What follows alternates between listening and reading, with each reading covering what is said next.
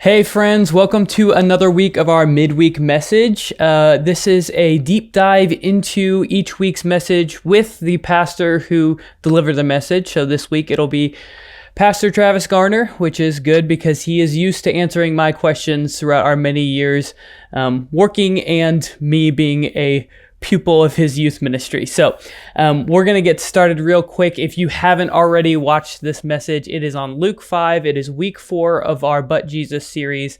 And you can find that on our YouTube page, youtube.com/The Village Nashville, or by podcast at thevillagenashville.com/podcast. So watch or take a listen to that before you jump into this conversation. And without further ado, I'll bring on Travis and we'll get started. Hey, Trav, how's it going? Good, Chris. How you doing, man? I'm doing all right. So yeah, this week we will jump right in. Do it. Jump in. Jumping in, feet first. We talked about Luke 5, and there is a story in which Jesus heals a man of leprosy. And the but statement we're focusing on is that when Jesus healed this man of leprosy, he told them not to go tell anyone. And the man went and told everyone, which resulted in a large crowd starting to accumulate and try and get closer to Jesus in order to experience his work, his ministry, his miracles. And Jesus' reaction to that was to withdraw to lonely places and pray. Is that correct? Yeah. As you can see, it goes like not listening to Jesus goes back to the very beginning. Yeah. We are not alone in that. People have been not listening to Jesus the whole time. Yeah. So you started off talking about like just the fact that, and we've talked about it a good bit, and it also sometimes gets tiring talking about it, but this has been a crazy year, and as a result, a lot of times we're starting to feel weary. And there's not really a question in that. It's just, I think it's good to remind people that, like, if you're feeling weary, if your soul is feeling weary, if your body's feeling weary, you're not alone. For sure. You mentioned that you're feeling that way. I know I'm feeling that way.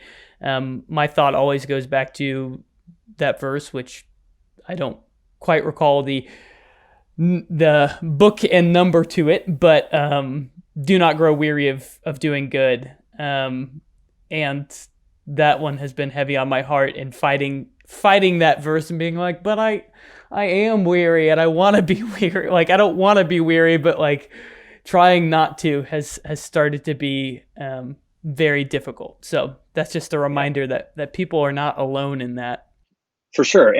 And as I think about it, that's not a 2020 specific thing. Doesn't really have to do with the time that we're in. I think I said this, but it's like we've had a pandemic of busyness going on well before this year. So that feeling of like overscheduled, overworked, overactivityed with family. If anything, for a lot of people, this year has given somewhat of a break from that, from some of those things, when our calendars have been cleared by what's going on. But yeah, certainly there's that feeling of weariness in a lot of people that I'm talking to now. But I don't think that's new. And I said this Sunday as well, that it's like we can't agree on anything in our culture, but one thing people will give the same answer to one question is, hey, how are you doing? And most typically the response is, well, I'm good. I'm just busy, just keeping busy. Yeah. That's that's the one thing we can all agree on, is that we feel busy or we are busy. Yeah. Even during this time when a lot of things have been cleared, but we're still finding a way to fill our time. And I think that was a good distinction. You also mentioned that, and you've said this to me many times throughout us knowing each other, that you've been praying for 30-hour days for years and years and years. And the fact is that even if you got that, you would find a way to fill that as well.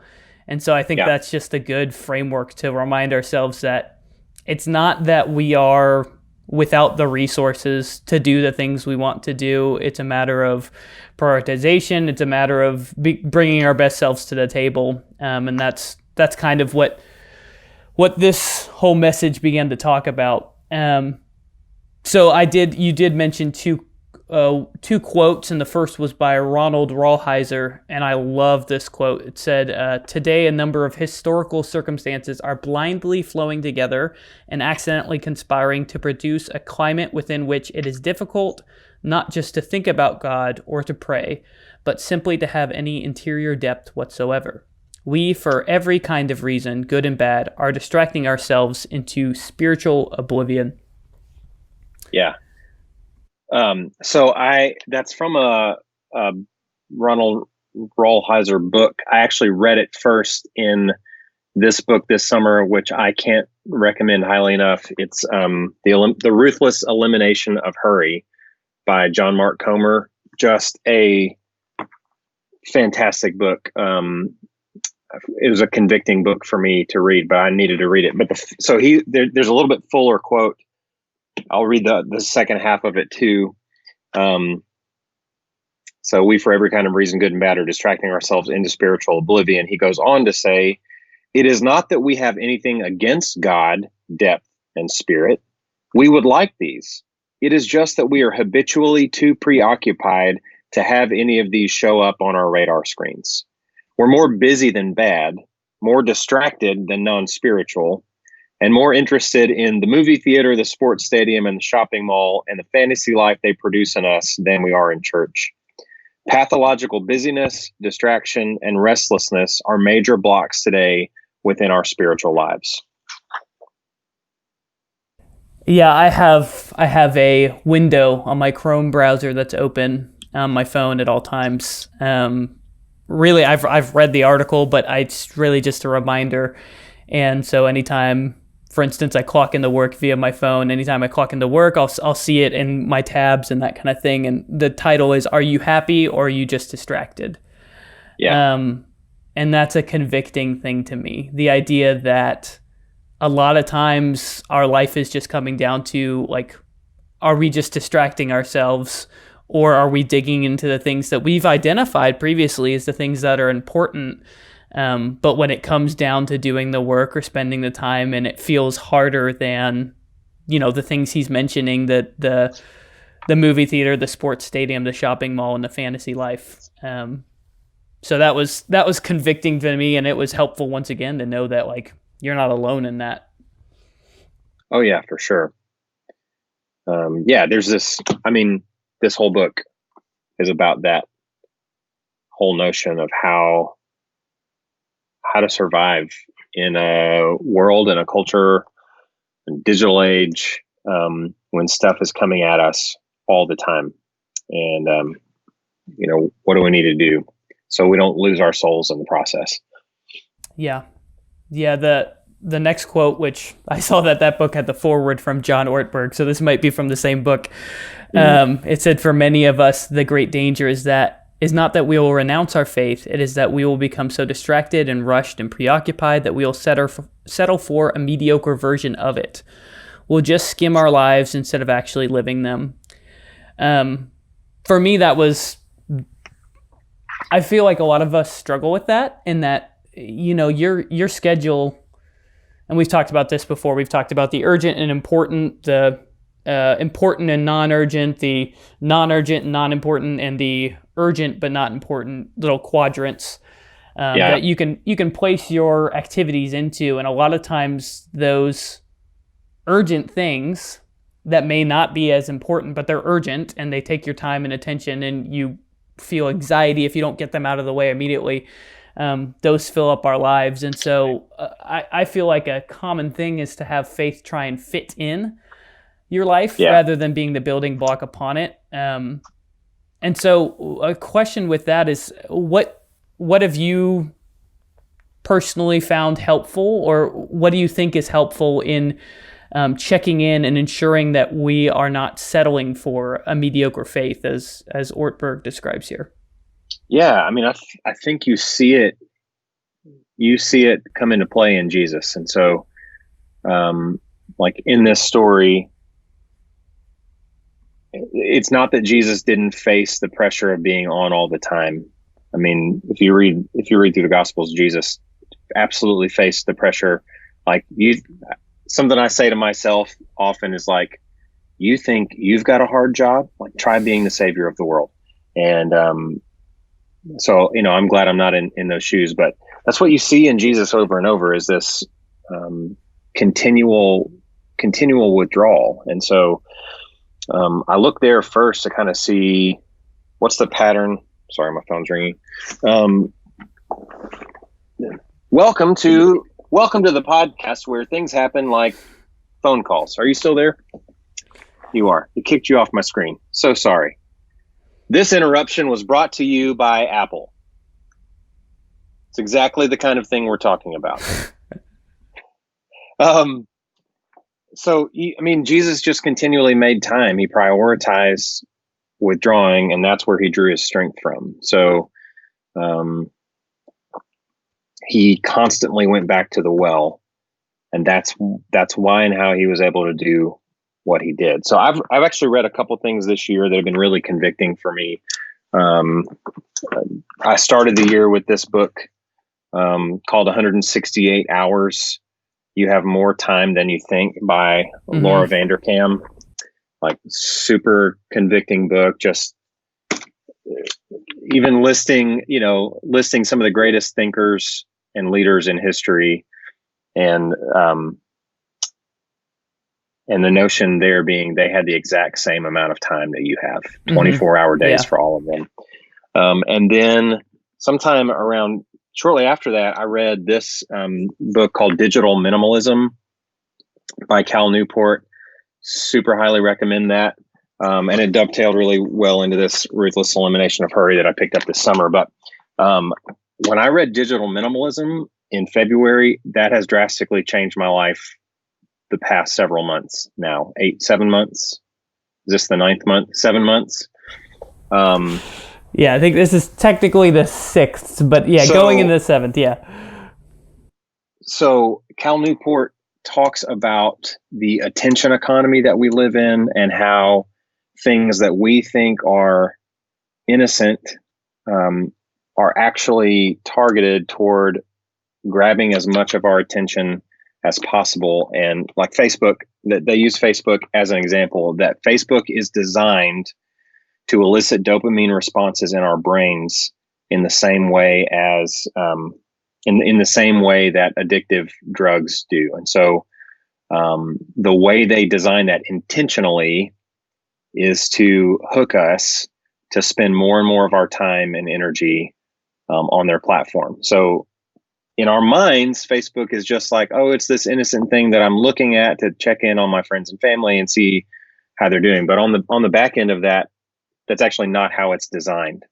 And so one of the things that, and he doesn't just pick on Facebook, he just talks about all of the inputs that we have in the digital world that we live in.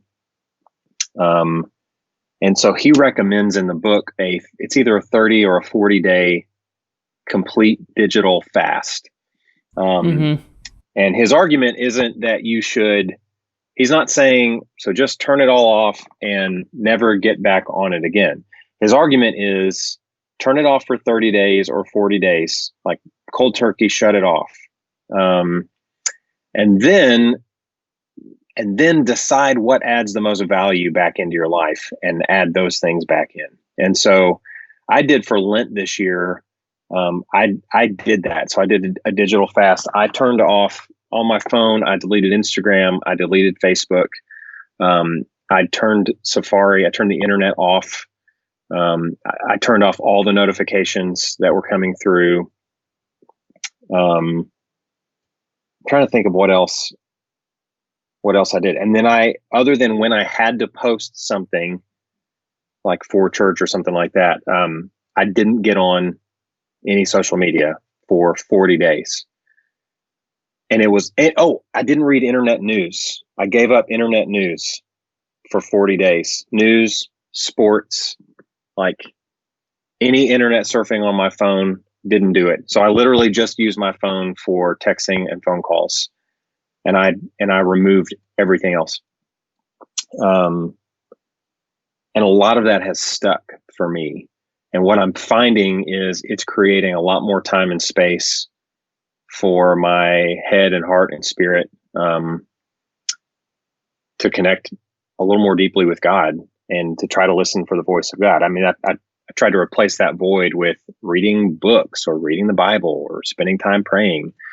And I'll just say, like, it's really drastically changed my habits. And something I'm hearing people saying more and more right now is like how disheartened, and I'm hearing this from people kind of all across the spectrum of thought and belief, how disheartening it is right now to read what people are posting on social media. There are just different opinions about politics or about COVID or whatever. And I'm not in that same space because I've tried to eliminate a lot of those things, and a lot of those inputs, which I'm sure at some point I'll have to sort of reemerge and reengage and come out of the cave that I'm living in. But I say all that to say that's been super helpful for me to recognize how often I was cluttering my mind, how often I was distracted by those kinds of things, and how little space that was giving me to try to connect with God. And so, in terms of most helpful things I've done this year, that's probably been kind of what I've done and how I've limited my phone so that I'm not beholden to the alerts on my phone all the time. And I broke the habit of any moment where there was a lull. I mean, I've done this for years, since 2007 when the iPhone came out and I got it. Any moment that there's been a lull, I've taken my phone out of my pocket and done something rather than having the space in that moment to think or to pray or to risk being bored or whatever. So, yeah. I think that's super helpful, and taking it into a wider context, it's kind of like just identifying the things that you do and possibly don't recognize that don't really align with your values and your goals and your priorities, and they're just mediocre in how you're spending your time, and replacing them with the things that you do hold valuable, and that helps to build your faith up so that it's not just something that is stuck on top of all the other things, but it's something that's woven through every moment of your life. Yeah. So the next thing that that struck me is going into that passage, I talked about how Jesus healed that man of leprosy, and then immediately asked the man who was healed not to go and tell everyone.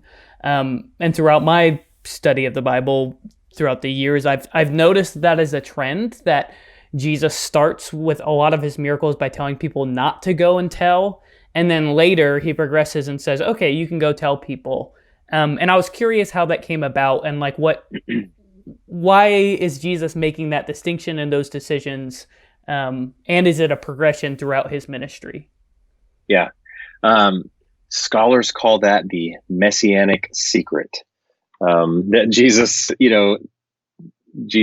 said to people, don't tell anyone, that kind of thing.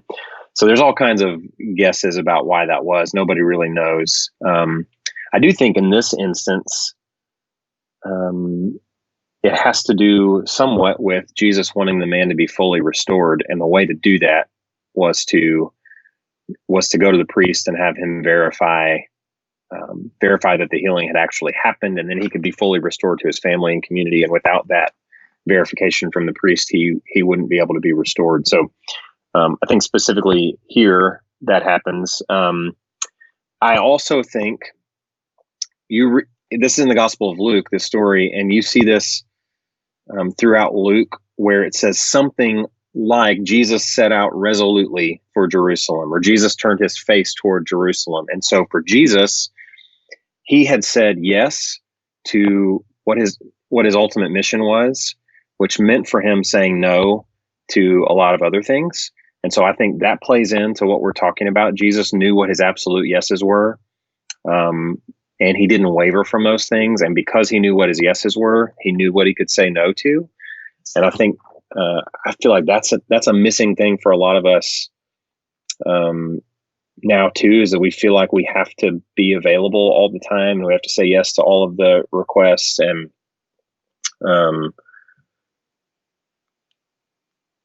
in the middle of that, I mean, there's several other books I'm thinking of now. There's one by Andy Stanley called Choosing to Cheat. And for him, that's about choosing to cheat, not on your family, but for your family, with the notion that every yes to one thing is a no to something else. And often we say yes to things and inadvertently say no to our family, or say no to our faith, or say no to the most important things in our lives.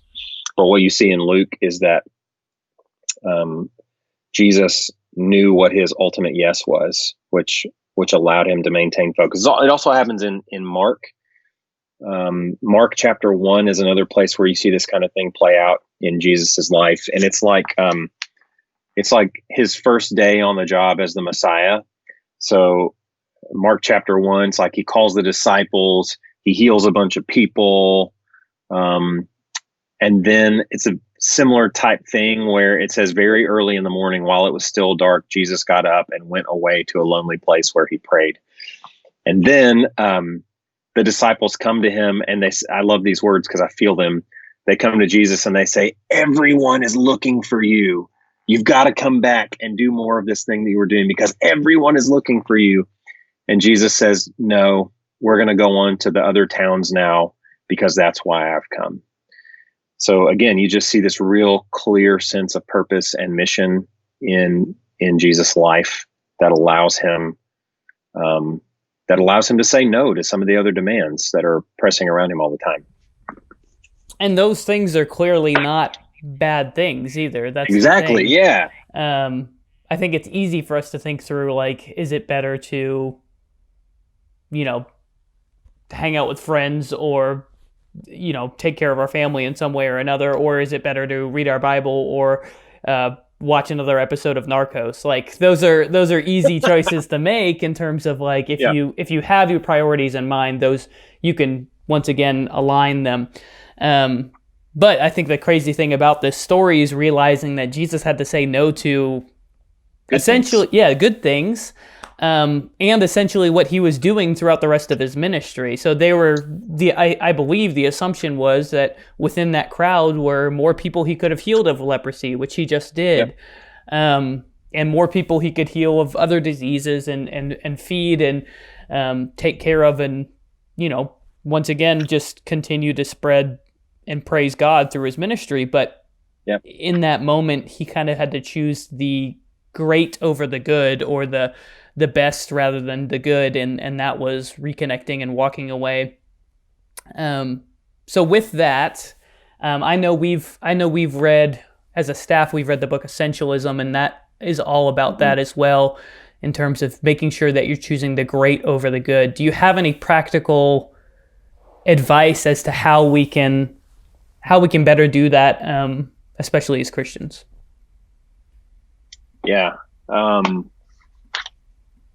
That's a great question. I want to read, I'm not going to answer your question. I want to read something else from this book that I think is really good, but it's along the same lines. And then we'll come back to your question. That sounds good. I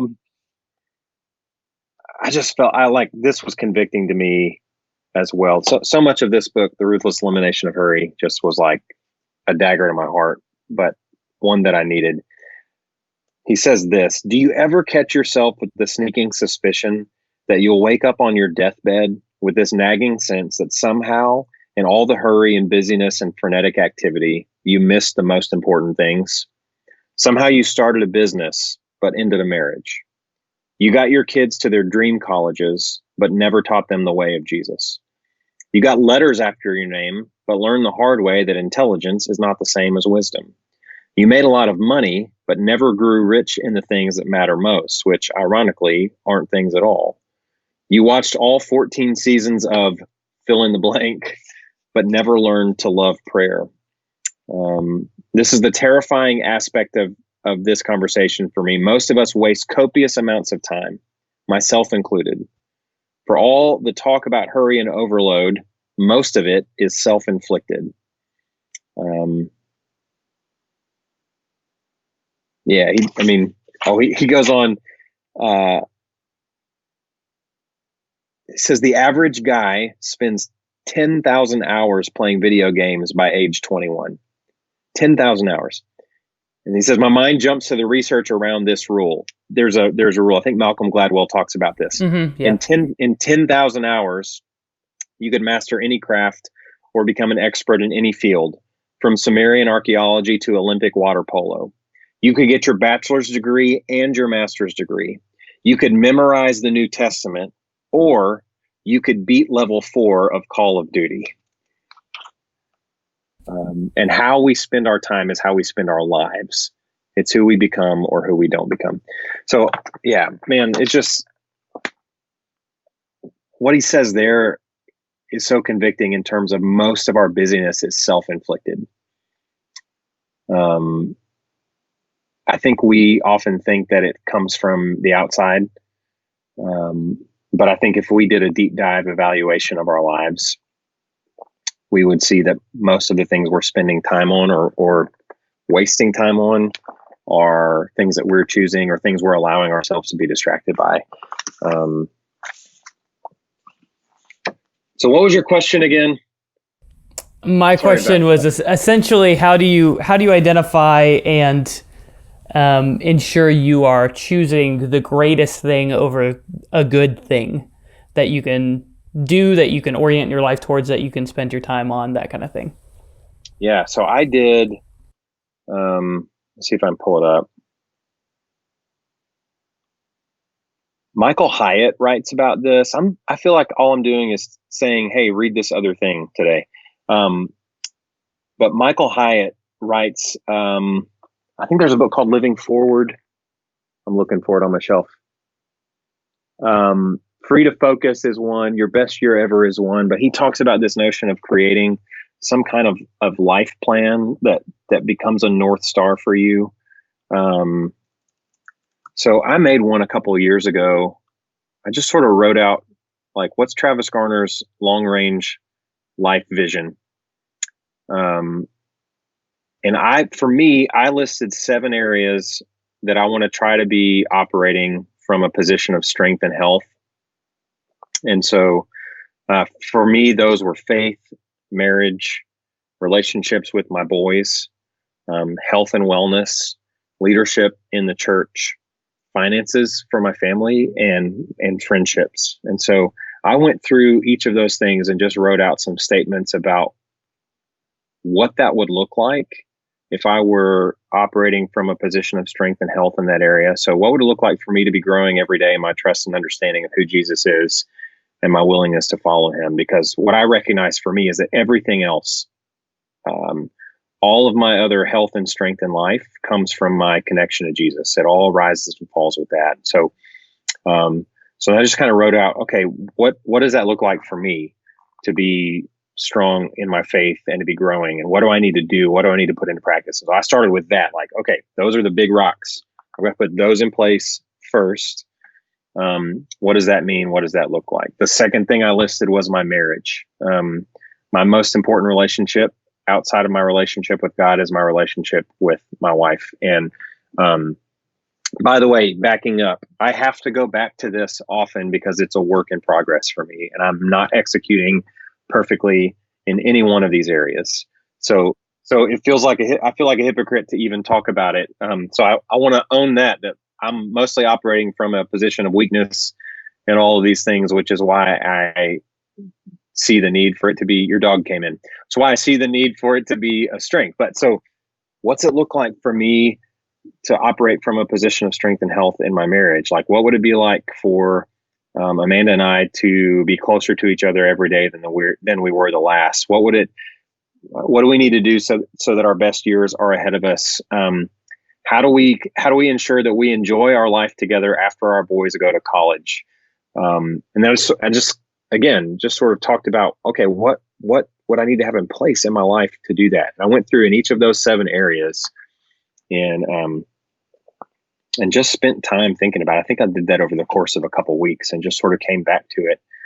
And then every few months, about once a quarter, beginning of each quarter, I try to go back and reread that and then realign. I try to do things to realign myself to those things. And so, just for me, from a practical perspective, that's what I've done. I also, and I talked about this in the sermon, heard from Rick Warren several years ago now, those 3 phrases in terms of connection with God and your most important people. So, divert daily, withdraw weekly, abandon annually. And those are 3 practical things that when I'm doing them, I'm at my best. And when I'm not, I'm not.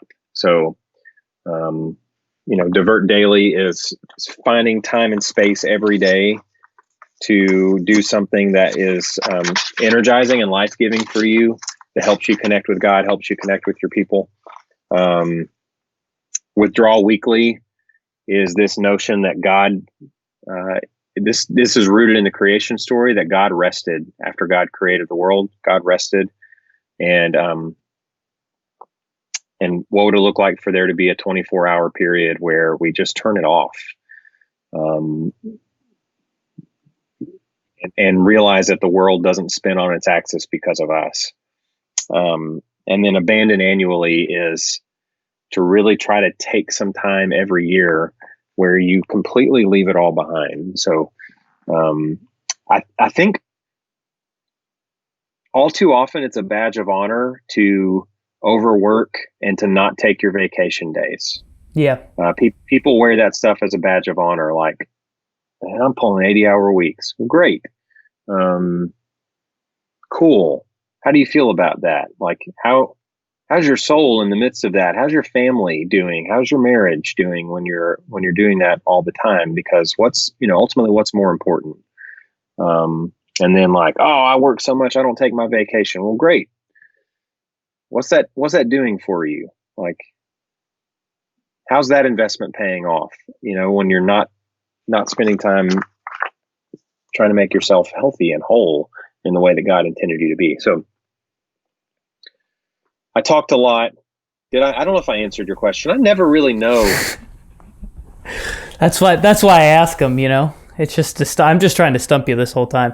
No, I think that's incredibly helpful. I think there's a tension there that I at least recognize, and that, like, for me, goal setting is always a productivity kind of activity, and so it often flows into, how can I get more done at work, or how can I get more done in this aspect of my life? But in reality, what you're talking about is kind of identifying what your top values are, setting a strategy to align with that, and then just trusting the process that's going to result in a happier life, that's going to result in a more productive life. You're going to feel more valuable with the relationships you have, and all those things, that they're not exclusive in terms of, because on one hand, we're talking a lot about how do you give yourself rest? How do you give yourself wholeness through taking time away from busyness?